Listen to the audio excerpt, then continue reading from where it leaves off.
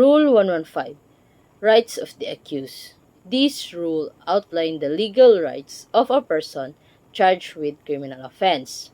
Right to be presumed innocent until proven guilty beyond reasonable doubt. Right to be informed of the nature and cause of accusation. The accused must clearly understand the charges against them. Right to be present and defend in person and by counsel. The accused has the right to attend the trial and have a lawyer. Right to testify and present evidence. The accused may present their own evidence and testify on their own behalf. Right against self-incrimination. Accused cannot be forced to testify against themselves. Right to confront and cross-examination the witnesses and can challenge about the question of the witness both by the prosecution. Right to speedy, impartial, and public trial. The trial must not be delayed necessarily. Right to appeal. If convicted, the accused can challenge the decision in higher courts. Rule 116. Arraignment and plea. Arraignment must happen within 30 days of the charge or court jurisdiction. The accused must appear in person with a lawyer and be read the charge in a language they understand.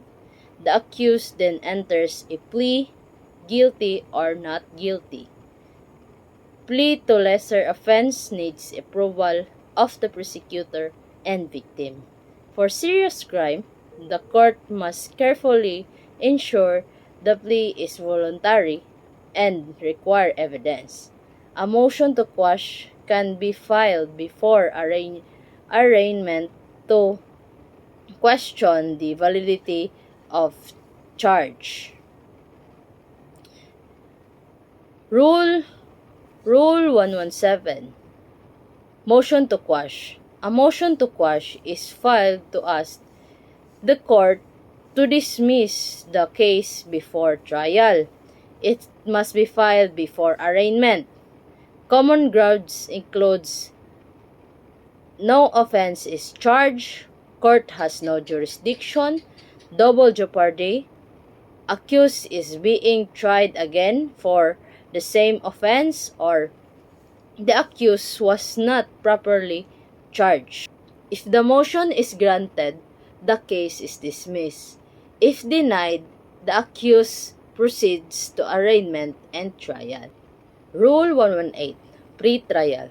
This rule is a court proceeding held after arraignment but before the actual trial, where both parties meet with the judge present to prepare for trial and make process faster and more efficient. Pre-trial is held after arraignment and before trial starts. Its goal is to speed up the trial and simplify issues. During pre-trial, the court and parties may discuss possible plea bargaining, mark and agree on evidence, identify issue to be resolved, consider stipulators or admission, explore settlement for civil aspect of the case. Attendance of the accused and counsel is required. Pre-trial order is issued to record agreements and guide the trial.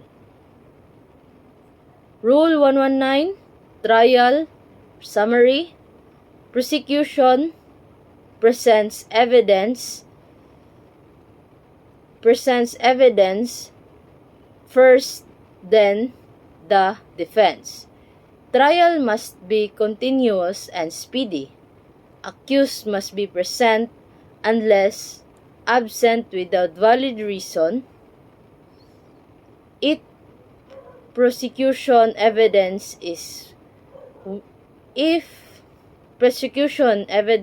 weak, the accused can ask for dismissal. Related cases may combine for efficiency. Rule 120 judgment, it requires the court to clarify or clearly state the facts and law upon which a judgment is based, whether of conviction or acquittal. Conviction must specify the penalty, while acquittals must state reason.